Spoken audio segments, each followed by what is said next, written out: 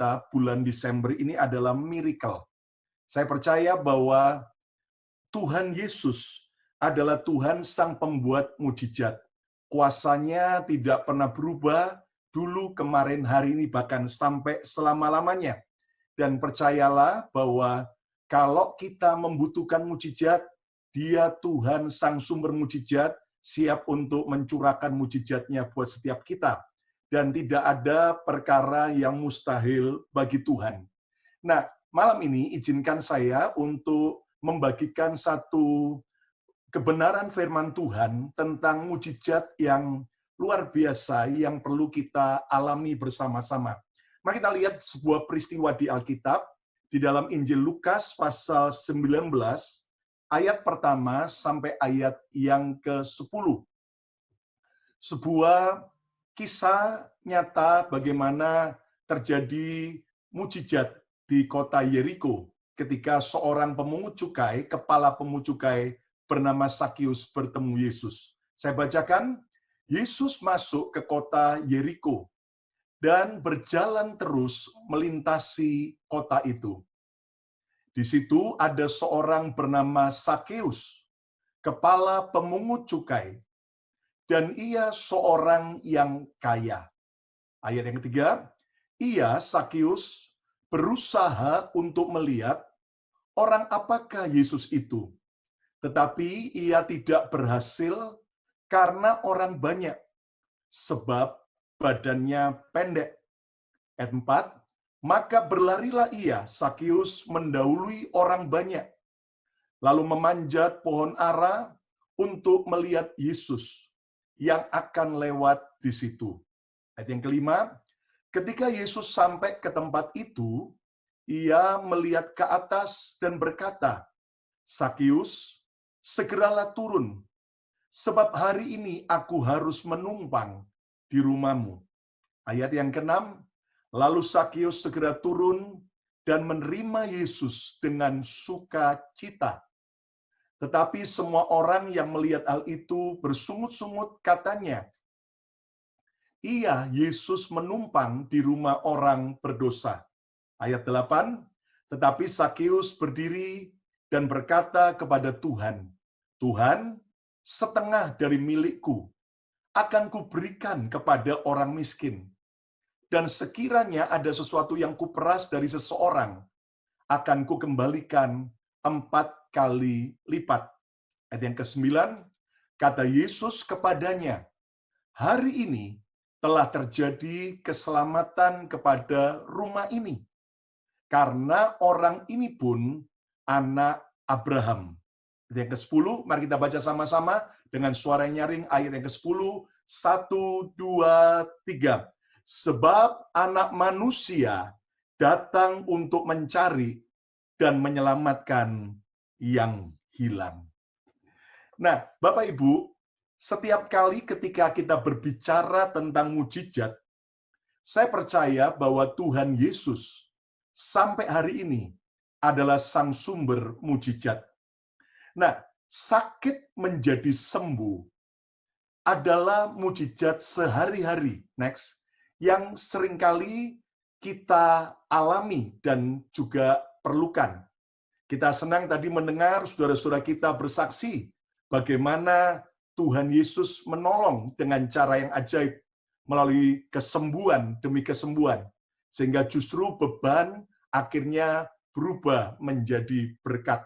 Bahkan dari kesaksian itu akhirnya membuat iri beberapa yang lain pasti. Wah, kalau gitu, kalau sampai Tuhan izinkan aku sakit, nanti Tuhan justru mendatangkan berkat di baliknya. Nah, jelas semua kita nggak mau sakit. Tapi jangan takut. Kalau sampai Tuhan izinkan ada yang harus melewati, percayalah bahwa akan ada mujizat bagi setiap kita. Nah, berikutnya, gagal menjadi berhasil adalah mujizat yang perlu disyukuri. Bagaimana Tuhan telah membuat saudara dan saya berhasil di tengah-tengah pandemik seperti ini, tapi tetap Tuhan menolong kita dengan cara-cara yang ajaib. Gagal jadi berhasil adalah mujizat yang perlu kita syukuri. Bahkan miskin jadi kaya adalah mujizat yang perlu kita nikmati. Karena saya percaya bahwa orang yang diberkati, orang yang kaya akan bisa menjadi saluran berkat. Dan saya berdoa buat setiap saudara semua, dimanapun kita berada, biar kita mengalami kelimpahan di tengah-tengah semua kondisi kekurangan. Nah, tetapi saudara sekalian, saat orang jahat berubah jadi baik, itulah mujizat spektakuler. Saat orang jahat berubah jadi baik, itulah mujizat yang luar biasa. Saudara sekalian, saat ada seorang pemabuk, seorang penjudi, seorang drug user, bahkan mungkin drug dealer, yang akhirnya berubah jadi baik, itulah baru mujizat yang spektakuler. Ketika seorang suami yang kasar, suami yang tidak setia, suami yang betul-betul egois, tiba-tiba berubah jadi suami yang baik, bahkan setia. Jelas itu adalah mujizat yang dahsyatnya luar biasa. Ketika seorang istri yang mungkin selama ini hanya egois, tidak memperdulikan keluarganya, hanya sibuk sendiri, tetapi ketika berubah jadi seorang istri yang cinta suami, yang hormat suami, yang benar-benar mengasihi suaminya dan keluarganya, jelas itu adalah mujizat yang spektakuler. Bahkan seorang anak yang tadinya tidak pernah hormat kepada orang tua, anak yang tadinya betul-betul hidup dalam semua keduniawian, tapi ketika berubah jadi baik, itulah mujizat yang spektakuler. Nah, saudara sekalian, mujizat terbesar itu adalah saat kehidupan seseorang berubah jadi baik di dalam Yesus. Yang setuju, katakan amin. Inilah mujizat yang terbesar. Saudaraku, saya percaya kita perlu kesembuhan. Saya percaya kita perlu berkat. Saya percaya kita perlu pemulihan. Tetapi saat hidup kita berubah jadi baik, seperti yang Tuhan Yesus inginkan, inilah sesuatu yang dahsyat. Nah, Sakius, pemungut cukai dari Yeriko, next, yang dibenci banyak orang. Lihat bagaimana saat dia bertemu Yesus, maka ia mengalami mujizat pertobatan. Nah, saudara sekalian, judul khotbah saya hari ini adalah The Miracle of Repentance, mujizat pertobatan. Ayo ucapkan bersama saya 2, 3, mujizat pertobatan. Saudara lihat bagaimana happy ending daripada kehidupan Sakius dari kota Yeriko. Dan ingat bahwa kota Yeriko adalah kota yang terkutuk. Bagaimana saudaraku, bahkan Yeriko juga adalah kota yang sebenarnya bukan tujuan Yesus. Yesus cuma sekedar lewat saja, hanya melintasi Yeriko. Tapi yang dahsyat, justru di Yeriko terjadi mujizat yang dahsyat yang dialami oleh Sakius. Nah, saudara sekalian, biar semua kita di bulan ini dan selanjutnya, kita merindukan mujizat pertobatan itu terjadi dalam hidup kita, dalam keluarga kita, dan juga bagi orang-orang yang ada di sekitar kita. Nah, pertanyaannya, apa yang membuat Sakius berubah hidupnya? Jelas karena Tuhan Yesus yang mengubah. Tetapi kalau kita pelajari dari ayat-ayat yang kita simak tadi, ada bagian yang Tuhan lakukan, tetapi ternyata ada juga bagian yang Sakius harus lakukan. Kalau saudara dan saya mau mengalami mujizat pertobatan, maka ada rahasia yang kita akan pelajari dari Sakius. Nah, kita lihat kembali dalam Lukas 19 ayat 3 sampai ayat yang ke-6. Dikatakan bahwa ia, Sakius, ketika mendengar Yesus itu sedang melintasi kota Yeriko, ia, Sakius, berusaha untuk melihat orang apakah Yesus itu. Ada sebuah rasa keinginan tahu daripada Sakius. Siapa sih Yesus itu? Kok sampai orang banyak berbondong-bondong? Orang berkata dia menyembuhkan orang yang buta. Dia orang berkata membangkitkan orang mati. Tetapi Sakius tidak berhasil karena orang banyak. Sebab badannya pendek. Ayat 4, maka berlarilah Sakius mendahului orang banyak. Lalu memanjat pohon ara atau sycamore tree untuk melihat Yesus yang akan lewat di situ. Ayat 5, dikatakan next, ketika Yesus sampai ke tempat itu, Yesus melihat ke atas. Yesus melihat Sakius dan berkata, Sakius, segeralah turun, sebab hari ini aku harus menumpang di rumahmu. Ayat yang ke-6, lalu Sakius segera turun dan menerima Yesus dengan sukacita. Nah, saudara yang kasih Tuhan, ternyata mujizat pertobatan Sakius dimulai terjadi sejak ada perubahan cara Sakius memandang Tuhan. Nah, saudaraku, rahasia mujizat pertobatan yang pertama, ketika kita mau mengalami perubahan cara memandang Tuhan. Saudara, sebelumnya Sakius tidak pernah peduli tentang Tuhan. Sebelumnya Sakius tidak pernah merindukan tentang Tuhan. Tetapi yang menarik adalah, saudaraku, akhirnya ketika Sakius, orang yang kaya raya ini, kepala pemungut cukai, yang tidak disukai oleh orang-orang sekotanya karena dianggap pengkhianat bangsa Yahudi. Saudaraku, ternyata Sakius mulai, saudaraku, berubah cara dia memandang tentang Tuhan. Nah, saya percaya pandemik ini telah mengubah banyak orang bagaimana cara dia memandang Tuhan. Dulunya mungkin ketika semuanya keadaan baik, bahkan ketika dunia berjalan dengan lancar, maka seringkali kita kurang peduli tentang Tuhan. Kita anggap Tuhan hanya sekedar, oh kalau nanti saya sudah tua, sudah hampir mati saja, saya baru sungguh-sungguh cari Tuhan. Bahkan ada orang yang dengan sombongnya memasang sebuah tulisan di t-shirt-nya. Muda foya-foya, tua kaya raya, mati masuk surga. Ya, saya masih muda, saya mau cari duit, saya mau cari kesenangan dunia. Buat apa? Karena kematian itu masih jauh sekali.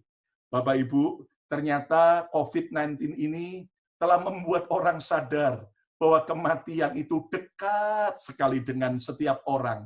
Orang tidak menduga, sehingga akhirnya terjadi perubahan bagaimana cara kita memandang Tuhan. Nah, perubahan cara memandang Tuhan dimulai dari mana? Dari keinginan untuk menikmati kepuasan sejati. Saudara, coba renungkan sebentar. Sakius ini kurang apa? Dia kaya raya. Dia orang yang benar-benar mencapai apa yang dia inginkan. Saya bisa coba bayangkan rumah Sakius seperti apa. Wow, bukan cuma sekedar rumah, tapi istana. Coba bayangkan kalau zaman sekarang Sakius hidup, mobil apa yang Sakius belum punya. Baik dari mobil Eropa sampai mobil SMK, saudara. Bahkan sampai mobil luar angkasa, kalau dia bisa beli, dia akan beli. Sampai yang namanya mobil listrik, sampai mobil tanpa listrik pun juga dia sudah punya. Perhiasan apa yang dia belum punya? Coba bayangkan, baju merek apa, tas merek apa yang dia belum punya. Tetapi yang menarik, saudaraku, sejak dia berubah cara memandang tentang Tuhan, dia sadar bahwa dia punya segala-galanya, tapi jiwanya kosong. Dia sadar bahwa dia punya harta yang banyak, tapi ada yang kurang dari hidupnya. Dan dia sadar bahwa semua yang di dunia tidak bisa memberi kepuasan yang sejati.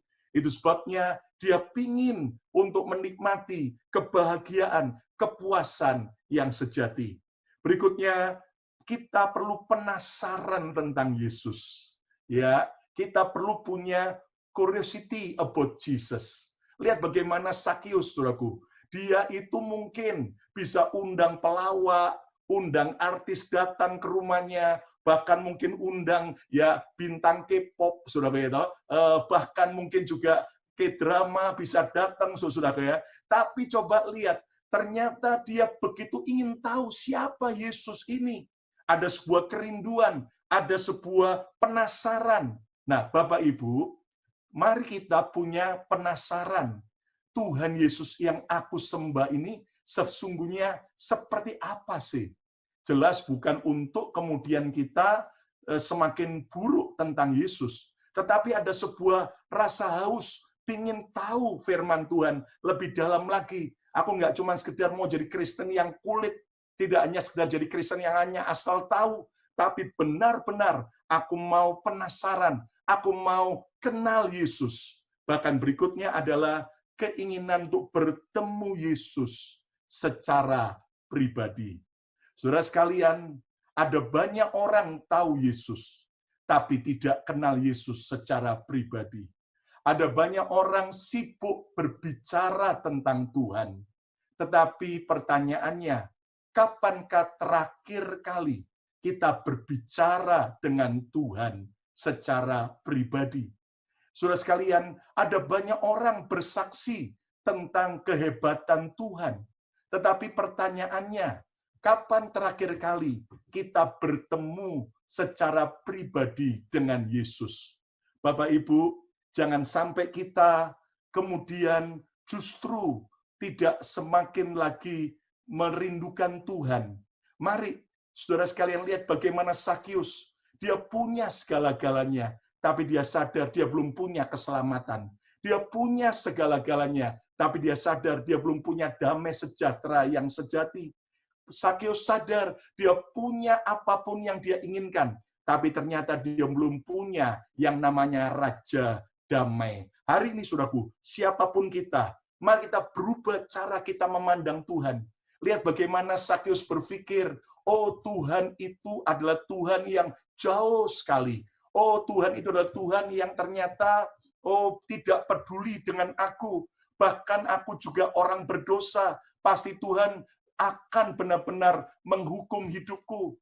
Tapi yang menarik, saudaraku, ternyata waktu Yesus melihat Sakius, Yesus memandang wajah Sakius dengan cinta.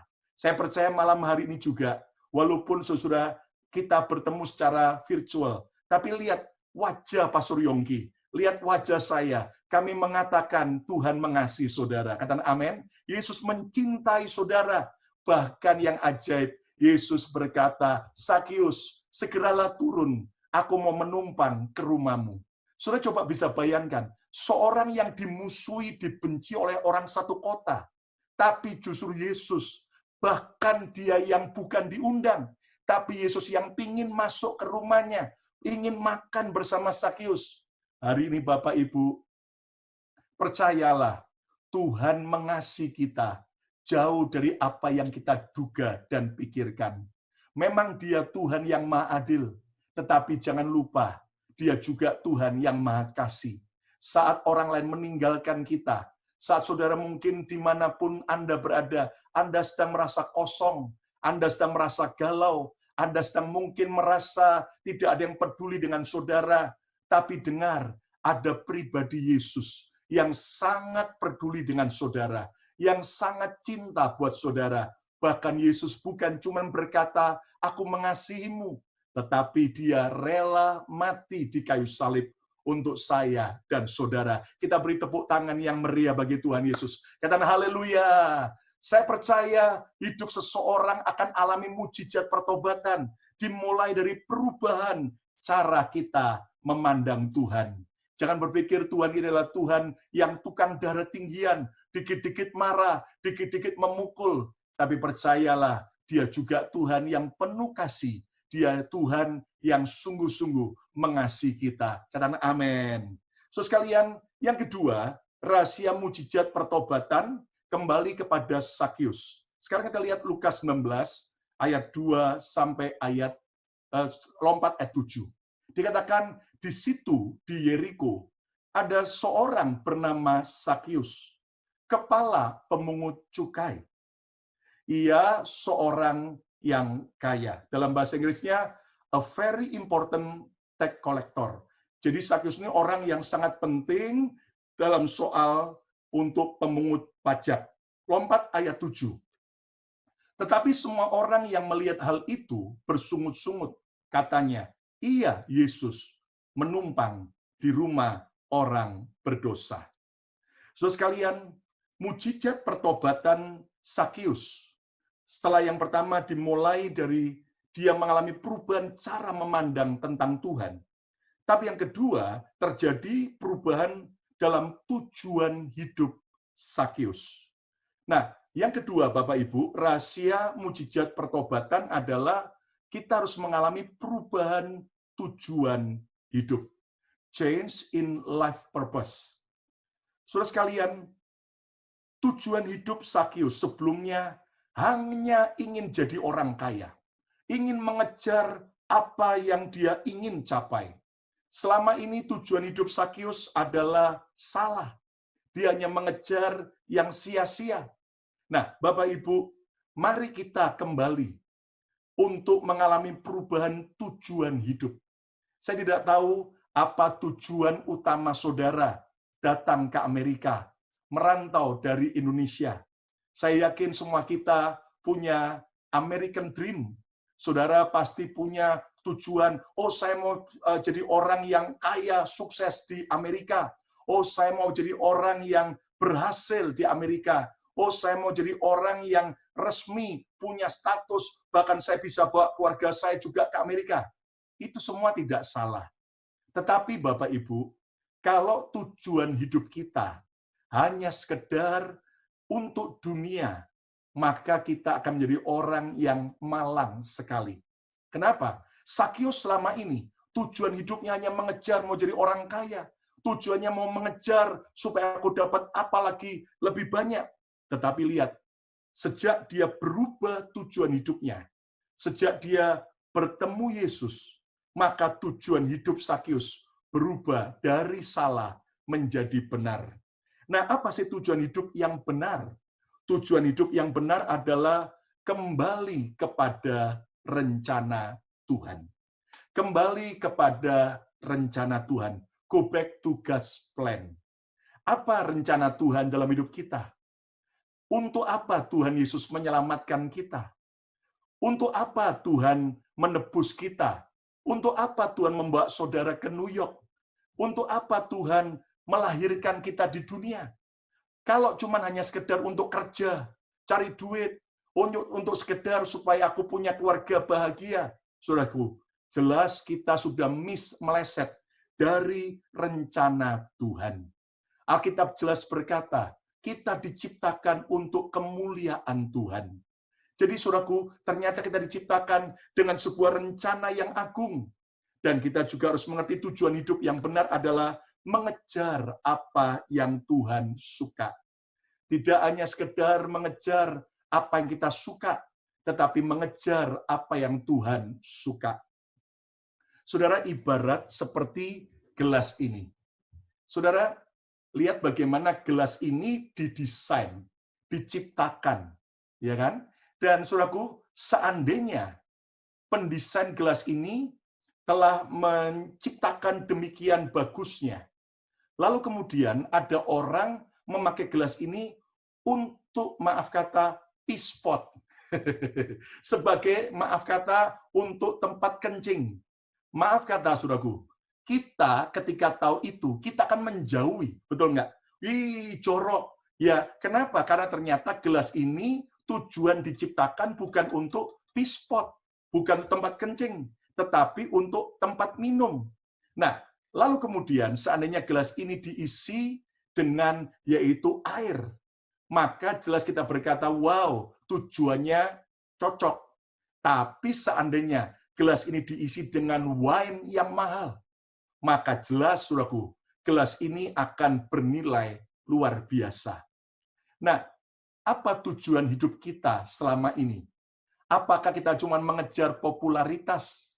Apakah kita cuma mengejar yang namanya, aku mau jadi orang yang kaya? Aku mau jadi orang yang benar-benar mencapai impianku? Pertanyaannya, maukah kita hari ini mengalami mujizat pertobatan, di mana kita tidak lagi sibuk mengejar impian kita, tidak hanya sibuk mengejar apa yang aku suka, tetapi apa yang Tuhan impikan tentang aku. Apa yang Tuhan suka aku lakukan. Dan inilah yang Sakius alami. Nah, Bapak Ibu, saya mau memberikan sebuah kesaksian dari kisah hidup seseorang yang hidup pada tahun 1788 sampai 1850. Wow, lama sekali. Orang ini bernama Adoniram Judson.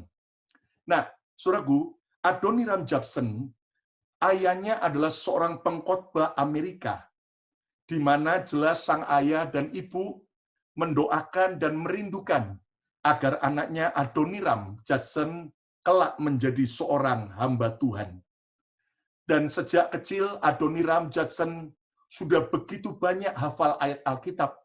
Bahkan dia, saudaraku, mengagumkan banyak orang karena sejak usia 3 tahun dia sudah bisa mengatakan ayat-ayat firman Tuhan di depan publik. Tetapi yang terjadi saat Adoniram Judson kemudian bertumbuh menjadi seorang remaja, dan dia masuk kuliah. Ternyata, saudaraku, saat Adoniram Judson kuliah di College of Rhode Island, Amerika, ya, dan kalau sekarang itu adalah Brown University yang ada di Rhode Island. Saudaraku, ternyata Adoniram Judson dia bertemu dengan seorang temannya bernama Jacob Ames, dan Jacob ini seorang ateis yang akhirnya mempengaruhi Adoniram untuk tidak lagi mempercayai Tuhan. Dan akhirnya Adoniram menyatakan diri bahwa dia jadi orang ateis. Dia tinggalkan Tuhan. Jelas itu membuat orang tua daripada Adoniram begitu sedih dan marah. Sampai akhirnya ketika, saudaraku, orang tuanya berusaha membawa anaknya kembali kepada Tuhan, maka Adoniram mentertawakan dan menghina, bahkan meninggalkan rumah kedua orang tuanya. Tetapi saudara sekalian, orang tuanya terus mendoakan anaknya. Sampai akhirnya tahun 1808, saat Adoniram Judson sudah berhasil menjadi seorang yang bekerja dengan sukses. Apa yang terjadi pada tahun 1808? Adoniram Judson sedang berkunjung ke kota New York, ke kota Manhattan. Wow, rupanya ini kesaksian berkaitan dengan kota di mana saudara tinggal. Nah, rupanya Adoniram di antara urusan-urusan pekerjaannya, maka sore itu dia datang ke sebuah hotel. Dan ketika dia masuk ke resepsionis, maka pemilik hotel berkata kepada Adoniram, "Maaf Tuan, hotel kami sudah penuh, hanya sisa 1 kamar yang kecil dan kurang bagus. Kalau Tuan mau, silahkan." Adoniram Judson berkata, "Oh, nggak ada masalah. Saya cuma perlu 1 malam saja. Tapi maaf Tuan, di sebelah kamar daripada kamar yang kosong itu, ada seorang yang sedang sakit parah dan sekarat. Kalau Tuan tidak keberatan, asal dan Tuan tidak terganggu, Tuan boleh saja. Tapi jelas orang yang di sebelah kamar itu betul-betul sedang menahan sakit karena dia sudah pada tahap terakhir daripada penyakitnya." Maka mendengar itu Adoniram Judson yang seorang ateis, dia ketawa. "Saya tidak takut dengan kematian. Saya tidak percaya dengan yang namanya kematian. Tidak masalah, saya akan tinggal di kamar tersebut." Dan apa yang terjadi, saudara sekalian? Betul. Akhirnya Adoniram Judson masuk ke kamar kecil itu. Walaupun tidak terlalu rapi, dia bilang, "Well, nggak apa-apa, cuman 1 malam saja." Ketika dia membaringkan tubuhnya di kamar tersebut, dia begitu kaget. Karena di kamar sebelah, yang rupanya hanya berbatas papan kayu yang tidak terlalu tebal, Adoniram Judson mendengar erangan, teriakan, kesakitan dari penghuni kamar sebelumnya. Tetapi Adoniram tidak mau komplain, karena dia harus konsekuen dengan apa yang dia katakan kepada pemilik hotel. Jadi, saudaraku, Adoniram dia coba tidur, tapi ternyata dia tidak bisa tidur.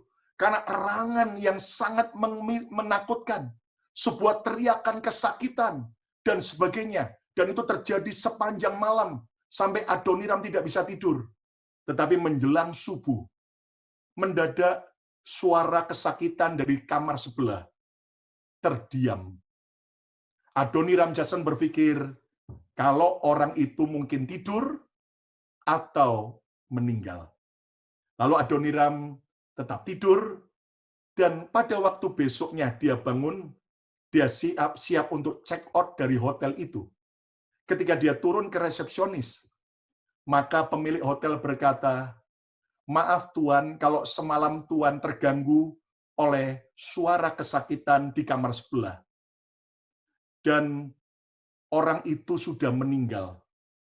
Lalu Adoniram Judson kaget, dan kemudian dia tanya, siapa nama orang itu yang meninggal?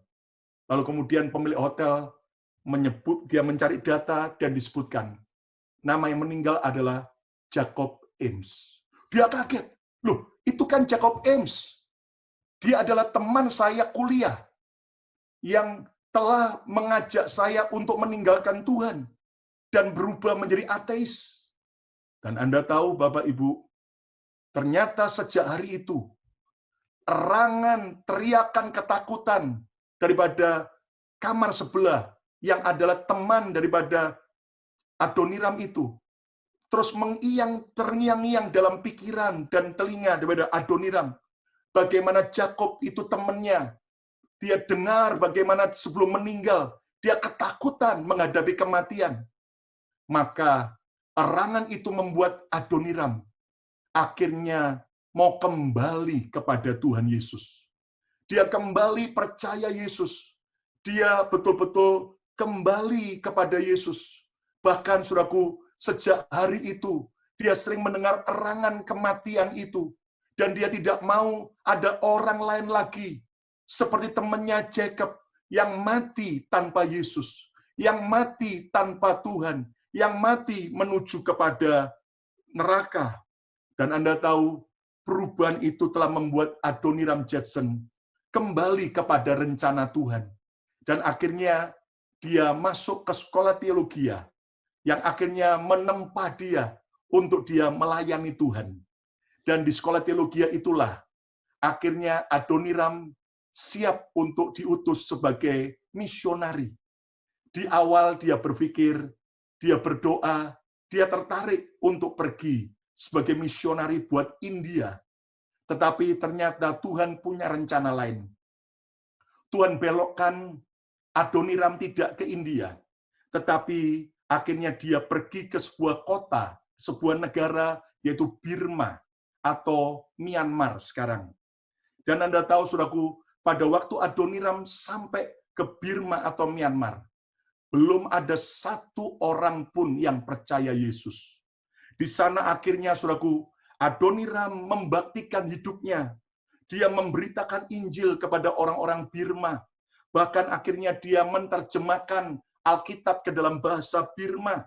Dan Anda tahu, Adoniram Judson setia selama 38 tahun. Dia akhirnya menjadi misionari, membawa orang-orang kepada Yesus. Dan pada saat Adoniram Judson meninggal, ternyata sudah ada 63 gereja dan lebih dari 7.000 orang percaya Yesus. Beri tepuk tangan yang meriah bagi Tuhan. Wow, lihat buah pelayanan daripada Adoniram Judson. 7.000 orang percaya Yesus. 63 gereja. Dan hari ini kalau Anda lihat data, ada lebih dari 6 juta orang Kristen yang ada di Myanmar. Dan semua tidak lepas daripada perubahan tujuan hidup seorang yang bernama Adoniram Judson. Dari seorang yang ateis, yang meninggalkan Tuhan. Tapi saat dia bertemu Yesus, hidupnya berubah. Haleluya. Bukan berarti saya berkata pada setiap saudara yang menyaksikan, yang mendengar khotbah ini, selesai ini semuanya nggak usah kerja, semua jadi pendeta. Enggak. Setiap kita punya panggilan beda-beda. Tapi walaupun Anda sebagai seorang pebisnis, Anda seorang karyawan, Anda orang profesional, atau ibu rumah tangga, atau student, siapapun kita, tapi mari tujuan hidup yang benar adalah hidup untuk memuliakan Tuhan. hidup untuk membawa jiwa-jiwa datang kepada Yesus, hidup untuk melayani Tuhan. Yang mau katakan amin, katakan haleluya. Nah, Sakius mengalami mujizat pertobatan sejak dia mengalami perubahan tujuan hidup. Yang ketiga, Bapak Ibu, rahasia mujizat pertobatan kembali pada Sakius, Lukas 19 ayat 8 sampai ayat 9. Tetapi Sakius berdiri dan berkata kepada Tuhan, Tuhan, setengah dari milikku akan kuberikan kepada orang miskin. Bukan moga-moga, tapi pasti setengah dari milikku aku akan berikan kepada orang miskin. Dan sekiranya ada sesuatu yang kuperas dari seseorang, akan kukembalikan 4 kali lipat. Saudara lihat bahwa mujizat pertobatan Sakius dimulai sejak terjadi perubahan cara ia memandang tentang uang. Nah, Bapak Ibu, kalau kita mau mengalami mujizat pertobatan, maka yang ketiga, kita harus mengalami perubahan cara memandang uang. Lihat bagaimana sebelumnya Sakius mendewa-dewakan uang lebih dari segala-galanya. Lihat bagaimana sebelumnya Sakius begitu serakah akan uang. Dia benar-benar rela mengorbankan bangsanya demi dia bekerja kepada penjajah Romawi dengan memeras pajak secara mengerikan. Dengan dia benar-benar, saudaraku, melakukan segala macam cara. Yang penting dia jadi orang yang kaya. Tetapi lihat, sejak Sakius bertemu Yesus, maka terjadi perubahan cara Sakius memandang tentang uang. Nah, Bapak Ibu, bagaimana cara kita memandang tentang uang, tentang kekayaan hari ini? Apakah kita masih berpikir, oh, uang itu segala-galanya. Kalau nggak ada uang, saya menderita. Kalau nggak ada uang, saya nggak bisa bayar apartemen. Kalau nggak ada uang, saya nggak bisa beli makanan. Kalau nggak ada uang, saya beri makan anak-anak apa? Betul, semua kita perlu duit. Semua kita perlu uang. Tetapi, apakah kita sudah memposisikan uang dengan cara yang benar? Nah, bagaimana cara memandang uang dengan benar? Posisikan Tuhan jauh lebih penting dari uang. Saudara sekalian, jadikan Tuhan nomor satu, bukan uang yang nomor satu dalam diri kita. Lihat hari ini ada banyak orang, saudaraku, kenapa hidupnya tidak bisa berubah seperti Sakius? Sebab bagi dia, uang adalah segala-galanya. Saudara, di masa pandemik ini kita melihat orang akhirnya seringkali justru berkata, kalau saya tidak kerja, saya nggak makan. Tapi kalau dia tidak ke gereja, kalau dia tidak hadir dalam doa Zoom begini, bagi dia, oh nggak ada masalah, minggu depan masih ada. Nah, Bapak Ibu, memang kalau kita nggak kerja, kita nggak makan, betul. Tapi kalau Tuhan tidak beri kita nafas, kita nggak bisa kemana-mana. Kita nggak bisa kerja. Apapun yang kita miliki akan sia-sia. Jadi hari ini, saudaraku, posisikan Tuhan jauh lebih penting daripada pekerjaan kita. Yang mau kita beri tepuk tangan yang meriah bagi Tuhan Yesus. Haleluya. Saudara coba bayangkan Sakius itu, saudaraku. Bagaimana waktu dia ketemu Yesus, cara dia memandang tentang uang berubah. Bahkan dia bilang, separuh dari kekayaanku, aku berikan kepada orang miskin. Coba bisa bayangin. Kalau Sakius cuma punya 50.000 US dollar, itu gampang. Cuman dia kasih 25.000. Tapi kalau Sakius punya 100 juta US dollar, itu berarti dia akan rela memberikan 50 juta US dollar. Belum lagi dia berkata, kalau sampai ada orang yang pernah kuperas, coba Anda tahu, kepala tukang pemungut cukai, itu bukan cuman sekedar memeras, tapi kerjaannya memang tukang peras. Aku akan kembalikan 4 kali lipat. Wow, coba lihat. Dari orang yang kikir, orang yang pelit, berubah Sakius. Jadi orang yang generous dan bermurah hati. Saudaraku, cara memandang uang dengan benar, dapatkan uang dengan cara yang benar. Sakius sadar, waduh, selama ini saya tukang peras, selama ini saya tukang begal, ya kan? Oh, selama ini saya tukang tipu. Dan sejak itu dia berubah, bahkan pergunakan uang dengan cara yang benar. Nah, saudaraku, mari kita belajar mempergunakan uang dengan cara yang benar. Selalu saya ingatkan bagaimana sama seperti kita, bagaimana cara makan buah mangga. Maka kulit mangganya jangan dimakan. Kalau saudara makan kulit mangga, mencret, saudara itu. Nah, kulit mangga gambaran persepuluhan. Jangan dimakan, itu haknya Tuhan. Kembalikan ke gereja lokal di mana kita dikembalakan. Lalu isi buah mangganya, potong, makan. Boleh menikmati berkat. Ada bagian yang kita nikmati. Anda mau mengejar impian saudara, silakan. Tapi ingat, jangan sekaligus isi mangganya dipotong habis semua.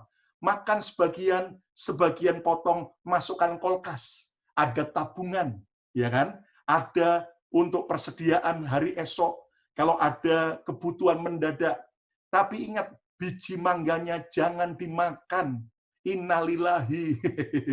Biji mangganya diapakan? Ditabur, ditanam, supaya Anda menuai lebih banyak lagi. Nah, demikian juga dalam soal keuangan. Ada persepuluhan milik Tuhan, kembalikan milik Tuhan. Ada juga yang perlu dinikmati. Ada yang ditabung, dia diinvestasikan. Lalu kemudian ada juga yang perlu kita taburkan untuk pekerjaan Tuhan. Dan saya percaya, seperti Sakius, ada perubahan cara memandang tentang uang. Itulah sesuatu yang penting. Ingat, saya percaya kalau ada orang bilang begini, aku cinta Yesus, aku buka hatiku bagi Yesus, aku siap berikan apapun dalam hidupku bagi Yesus, kecuali dompetku. Jelas dia adalah orang yang omong kosong. Kalau kita cinta Yesus, kita mau berikan hidup kita bagi Tuhan, maka dompet kita pun kalau Tuhan minta, kita akan siap berikan. Coba lihat kalau orang jatuh cinta. Wow, apapun yang dia bisa korbankan buat yang dicintai, itu akan dia lakukan.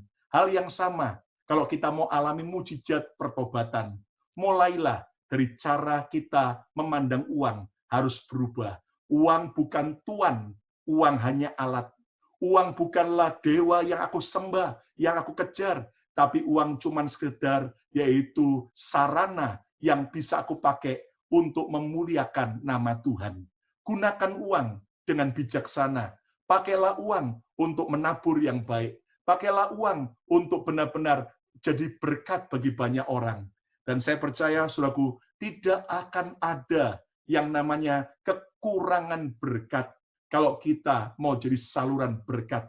Tidak akan pernah kita kekeringan berkat kalau kita tiap hari menyiramkan berkat. Percayalah, di masa pandemik ini, saya lihat orang-orang yang terus mau menjadi penabur yang baik, hidupnya akan dipenuhi dengan anugerah demi anugerah. Kita beri tepuk tangan yang meriah bagi Tuhan Yesus. Haleluya. Yang keempat, yang terakhir, rahasia mujizat pertobatan seperti yang Sakius alami, Lukas 19 ayat 8, tetapi Sakius berdiri dan berkata kepada Tuhan, Tuhan, setengah dari milikku akan kuberikan kepada orang miskin. Dan sekiranya ada sesuatu yang kuperas dari seseorang, akan kukembalikan 4 kali lipat. Yang terakhir, mujizat pertobatan Sakius dimulai sejak terjadi perubahan cara ia memandang orang lain. Bapak Ibu, mari kita mengalami perubahan cara memandang orang lain. Tadinya Sakius sebelumnya tidak peduli tentang orang lain. Sebelumnya Sakius kejam. Sebelumnya Sakius cuek. Sebelumnya Sakius suka menghina orang lain, bahkan orang miskin. Tapi yang ajaib, sejak dia bertemu Yesus, apa yang terjadi? Dia mengalami perubahan cara memandang orang lain. Dia mulai memandang orang miskin sebagai orang yang perlu untuk ditolong. Dia memandang orang-orang yang pernah dirugikan sebagai orang yang perlu dia minta maaf untuk dia bisa kembali berbuat baik kepada orang-orang yang sudah dia peras. Nah, Bapak Ibu, cara memandang orang lain dengan benar adalah Pandang orang lain bukan sebagai objek untuk mencari keuntungan. Nah, saudaraku, kita jangan pandang orang lain sebagai sebuah objek untuk kita cari keuntungan. Ada orang setiap kali ketemu sama orang lain yang dipikir, apa yang aku bisa dapatkan dari orang ini? Apa yang aku bisa dapatkan dari orang ini? Nah, jelas orang ini adalah orang yang menjadikan orang lain sebagai objek untuk cari keuntungan. Nah, jangan Bapak Ibu. Tapi bagaimana kita memandang orang lain? Apa yang aku bisa tolong bagi orang itu? Apa yang bisa aku lakukan supaya orang itu lebih baik lagi? Bahkan berikutnya, jangan pernah merugikan orang lain. Dan juga jadilah berkat bagi orang lain. Nah, saudara sekalian, inilah yang kita harus alami, perubahan cara pandang kita tentang orang lain. Dan saya bersaksi, Bapak Ibu, bagaimana ketika ada orang-orang yang bahkan merugikan kita, kita tidak boleh memandang mereka dengan kebencian, tapi dengan kasih, bahkan bukan cuma mengampuni, tapi Yesus mengajar, berkatilah orang yang telah membenci kamu. Saya masih ingat sekitar 5 tahun yang lalu, salah satu big fan gereja BMC Philadelphia, waktu itu masih belum permajaan seperti sekarang, saudaraku, salah satu big fan itu sedang dipersiapkan untuk hari Minggu dipakai. Jadi Sabtu itu, saudaraku, diparkir ke sebuah tepi jalan yang aman, tempat yang tidak jauh dari rumah daripada sang driver. Nah, rupanya sore itu saya mendapat laporan mobil gereja ditabrak oleh mobil lain. Padahal posisi parkirnya baik, tapi mobil big van gereja itu hancur. Dan ternyata penabraknya seorang Amerika yang ternyata asuransi mobilnya bermasalah. Dan Anda tahu biaya perbaikan daripada big van gereja itu sejumlah $5.000. Cukup besar, padahal mobil sudah agak tua waktu itu, tetapi saudaraku, benar-benar hancur. Dan rupanya dari pihak asuransi penabrak, akhirnya karena ada masalah, pihak asuransi penabrak tidak mau mengganti. Saudara-saudara, dalam keadaan begitu, apa yang terjadi? Gereja tetap harus keluar biaya $5.000 untuk perbaikan big van. Sementara ada pihak pengacara dari asuransi gereja yang mencoba untuk meminta pertanggungjawaban dari si penabrak. Dan akhirnya si penabrak bersedia untuk berjanji membayar ganti rugi dengan cara mencicil. Tetapi setelah terjadi kesepakatan, rupanya si penabrak ingkar janji. Dia tidak pernah mengirimkan cicilan.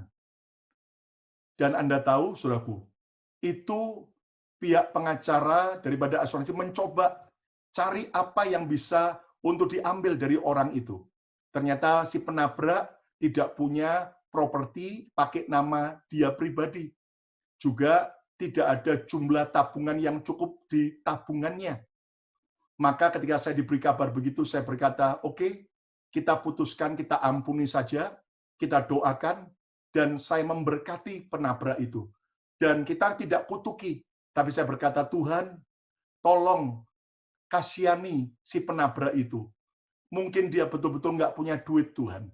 Berkati dia, supaya satu hari ketika dia diberkati, dia akan membalas untuk membayar kembali tanggung jawabnya. Sudah, saya selesaikan doa itu dengan istri, dan saya lupakan. Dan Anda tahu, saudaraku, bahkan peristiwa itu sudah terjadi cukup lama, 5 tahun yang lalu.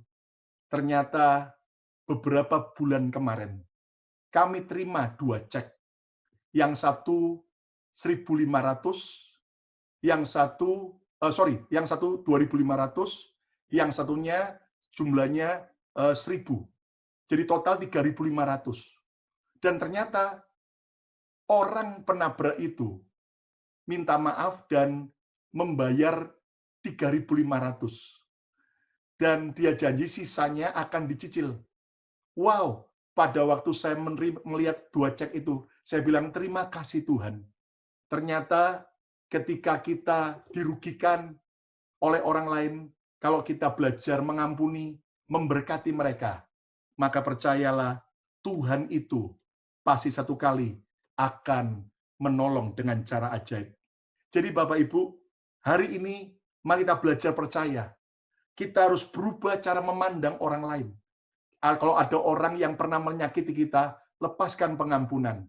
Kalau lihat orang lain diberkati, jangan iri dan kemudian menjatuhkan. Kalau lihat orang lain dipakai Tuhan, justru kita support, kita dukung. Jangan kita justru memandang orang lain dengan cara yang salah. Dikatakan bahwa kita harus jadi terang dunia. Dan untuk jadi terang, kita tidak perlu sibuk untuk mematikan, meredupkan terang orang lain. Tetapi kita cuma sibuk untuk agar terang kita percaya. Maka nanti Tuhan akan memakai kita jadi berkat luar biasa. Nah, Sakyus mengalami mujizat pertobatan yang akhirnya adalah mujizat spektakuler. Kesimpulannya, alami mujizat pertobatan sama seperti yang Sakyus alami. Kalau Anda sakit disembuhkan, itu dahsyat. Kalau Anda miskin diberkati, itu luar biasa. Tapi saat kita yang jahat berubah, diubah Tuhan jadi baik, itulah mujizat spektakuler yang benar-benar Tuhan rindukan.